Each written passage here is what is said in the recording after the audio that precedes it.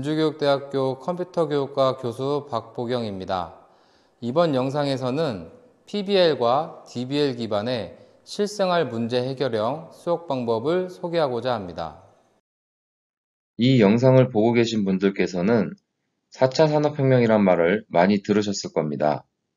4차 산업혁명은 3차 산업혁명을 바탕으로 한 디지털 혁명을 일컫는 말로서 사물인터넷, 인공지능, 빅데이터 기술 등과 같이 다양한 기술 및 분야 간의 융합으로 새로운 것을 창조하는 것을 말합니다. 그렇다면 왜 이런 변화들이 일어나고 있는 것일까요? 그것은 하드웨어 및 소프트웨어 기술이 엄청나게 발전했으며 이로 인해 우리 삶에 많은 변화가 일어나고 있습니다. 그 예로 소비자들의 인식 변화를 들 수 있는데요. 기존의 오프라인에서 이루어지던 소비 방식이 온라인으로 옮겨져 왔으며 소유의 개념에서 이용, 즉 공유의 개념으로 변화되고 있습니다. 또한 코로나로 인한 언택트 문화도 빼놓을 수가 없습니다. 그렇다면 교육 분야에서 4차 산업혁명을 통한 기술의 변화 사례는 무엇이 있을까요? 에듀테크 키워드를 가지고서 한번 검색해 봅시다. 검색해 보면 우리는 무수히 많은 사례를 확인할 수 있습니다. 기존의 서책형 교과서가 디지털로 제공되는 디지털 교과서도 있습니다. 또 온라인 강좌를 수강하던 형태에서 학습자의 수준에 맞게 강좌를 추천해 준다든지 실시간으로 진도 관리 및 맞춤형 학습 관리가 제공되고 있습니다. 또한 소프트웨어 교육에서는 마이크로비트, 아두이노 등과 같이 다양한 피지컬 컴퓨팅 교구도 활용되고 있습니다. 4차 산업혁명에서의 교육의 변화는 일방적으로 지식을 전달하는 교육에서 교수자와 학습자 간의 상호작용을 통한 교육으로 변화되고 있습니다. 2015 개정 교육과정에서는 핵심 역량으로서 자기관리, 지식정보 처리, 심리적 감성, 의사소통, 공동체, 창의적 사고를 선정하였습니다. 여기서 창의적 사고는 다양한 경험을 융합적으로 활용해 새로운 것을 창출하는 능력이라 할 수 있습니다. 이 교육과정을 통해 기르고자 하는 역량으로서 창의적 사고는 21세기 핵심 역량 및 4차 산업혁명 시대의 학생들에게 가장 중요한 사고 중 하나라고 할 수 있겠습니다. 그렇다면 창의적 사고란 무엇일까요? 다음의 예를 보고 생각해 봅시다. 이 그림에서 보면 여직원과 남직원이 대화를 나누고 있습니다. 아마 백화점인 것 같은데요. 엘리베이터가 느려 고객의 불만이 많다는 것을 알 수 있습니다. 이에 남직원은 속도를 높이자고 하고 있습니다. 이것은 하나의 해결책이라고 볼 수 있습니다. 엘리베이터의 속도를 높이려면 시간과 비용이 많이 들겠죠. 이 방법 외에 다른 방법은 없는지 다양한 관점으로 생각해 봅시다. 다양한 관점의 의견을 수용해서 최적의 문제 해결 방법으로서 거울을 배치했네요. 고객은 거울을 통해 자신을 비춰봄으로써 엘리베이터 속도 문제에 대한 불만을 잊게 됩니다. 이는 단순한 예일 수 있으나 4차 산업혁명 시대에서 창의적 사고란 다양한 관점을 통해 의견을 수용하고 새로운 질문을 던짐으로써 일상생활의 문제와 불편한 점을 해결할 수 있는 매우 중요한 사고법이라 할 수 있겠습니다. 따라서 4차 산업혁명 시대의 소프트웨어 교육은 창의적 문제 해결력으로서 자신의 영역에서 발견한 아이디어를 컴퓨팅으로 내재화함으로써 나타낼 수 있는 능력을 위한 것이라 할 수 있습니다. 다음과 같이 창의적 사고를 위한 소프트웨어 교육은 일상생활에서 문제를 발견하고 컴퓨터로 처리 가능한 문제 해결 가능성을 탐색합니다. 그런 다음 컴퓨터를 활용해서 문제를 해결하는 이러한 과정의 교육을 진행해야 합니다. 본 영상에서는 컴퓨터 교육에서 창의적 사고와 코딩을 통해 문제 해결책을 찾고 이를 코딩으로 구현하는 과정을 소개하고자 합니다. 이 방법은 3학년 초등 컴퓨팅 수업에 적용하였으며 예비교사들의 종합적 사고 능력 함양을 위해 설계되었습니다. 본 강의의 목적은 다음과 같습니다. 기존의 사고 훈련 중심의 교육 과정을 탈피하며 창의적 및 논리적 사고 역량 제고를 위하여 디자인 사고 방법론을 통해 창의적 아이디어를 도출합니다. 도출된 아이디어는 스크래치를 활용하여 문제를 해결합니다. 전공 및 다양한 영역에서 창의적 문제 해결을 주제로 학습한 학생들이 컴퓨터를 활용하여 실생활 문제를 해결할 수 있도록 하였습니다. 강좌에서는 미래창의 교원 역량 중 3가지, 연결 협업 역량, 큐레이션 역량, 재미와 참여 문화 역량을 기를 수 있게 하였습니다. 강의에서 중점을 둔 과정은 문제 중심 학습법, PBL과 디자인 기반 학습법, DBL을 활용하여 학생들 스스로 문제를 해결하는 것입니다. 문제 중심 학습법에서 교수자는 학습자가 비판적으로 사고하고 자기 주도적으로 학습하는 과정을 통해 스스로 내용 지식을 생성할 수 있도록 지원하였습니다. 학습자들이 문제를 협력하여 해결해가는 과정을 통해 내용 학습 및 비판적 사고력과 협동심을 기르는 것을 목표로 합니다. 디자인 기반 학습법은 학생들 스스로가 문제의식을 가지고 주제를 선정하는 단계에서부터 조사나 연구, 발표 및 평가까지 학습의 전 과정에 걸쳐 참여하며 교수자는 안내자로서 학생들과의 활발한 피드백을 통해 학생들이 의미 있는 학습 결과를 얻을 수 있도록 도와줍니다. 그럼 PBL과 DBL 기반의 실생활 문제 해결형 수업에 대해 소개해 드리겠습니다.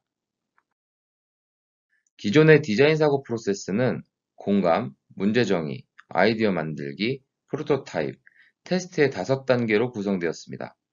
하지만 이 프로세스는 디자인 분야에서는 유용하지만 소프트웨어, 즉 코딩을 접목하기에는 약간의 어려움이 있습니다. 그래서 다음과 같이 개선하였습니다. 기존 디자인 사고 프로세스의 1, 2단계인 공감과 문제 정의를 하나의 단계로 합쳤습니다. 일상생활에서 불편함을 느끼는 사람의 관점에서 그 문제를 바라보기 위해 공감을 통해 정확한 문제를 정의합니다. 그런 다음 가상의 사용자인 페르소나를 정의하여 요구하는 것이 무엇인지를 생각해 보게 됩니다. 다음으로 사용자 경험 분석을 통해 활동, 접촉점, 생각이나 느낌을 분석하고 이를 기반으로 프로토타입을 제작합니다. 여기서 프로토타입은 코딩을 하기 전 이 프로그램을 어떻게 만들 것인지 생각해보는 단계로서 메뉴 구조도, 정보 구조도, 화면 흐름도를 직접 그려보고 이 프로그램이 어떻게 실행될 것인지 생각해 보게 됩니다. 그런 다음 실제 프로그램을 구현하게 됩니다. 이 수업에서는 주제를 2가지로 선정하였습니다. 먼저 진주시에 살면서 불편하거나 개선할 점이 있는지 또는 다른 지방에 있는 사람들에게 진주시를 어떻게 홍보할 것인지 홍보 방안을 고민하게 하였으며, 2번째로는 학생들이 우리 학교에서 생활하면서 느끼는 불편하거나 개선할 점이 있는지, 이러한 2가지 주제를 제시하였습니다. 교수자는 이러한 주제를 제시하였고 학생들이 주제에 대해 조별 회의를 진행하였습니다. 첫 번째 단계인 공감을 통한 문제 정의에서는 조별 회의를 통해 사전 인터뷰 질문지를 작성하고 인터뷰 대상자를 선정하여 인터뷰를 수행하였습니다. 이 단계에서는 사용자의 이야기를 듣고 사용자가 어떤 것을 요구하는지, 어떤 것을 필요로 하는지 또는 어떤 목적을 가지고 있는지 분석하고 정의하게 됩니다. 실제 네이버 폼이나 구글 설문지를 통해 학생들의 의사를 수집한 경우도 있었으며, 직접 학교나 진주시 거리에 나가 거리 인터뷰를 진행한 경우도 있었습니다. 인터뷰 내용을 기반으로 다음과 같이 마인드맵을 통해 수집된 의견을 분류하였습니다. 또한 사용자 스토리 분석을 통해 조사 대상을 선정하고 조사 정보를 수집하고 마지막으로 조사 결과를 분석하였습니다. 이러한 과정을 통해 정확한 문제 분석이 가능하게 됩니다. 2번째 단계는 페르소나, 즉 사용자별 특징 정의입니다. 페르소나는 가명 또는 외적 인격이라는 뜻으로 이 단계에서는 가상의 표본 사용자를 만들어 그 사용자의 입장에서 문제를 바라보고 서비스를 분석하게 됩니다. 이 단계에서 학생들은 사용자별 특징 정의를 하게 되는데, 이때 어떤 사람인지 또는 어떤 업무를 수행하는지, 무엇을 원하는지 정확히 알아야 합니다.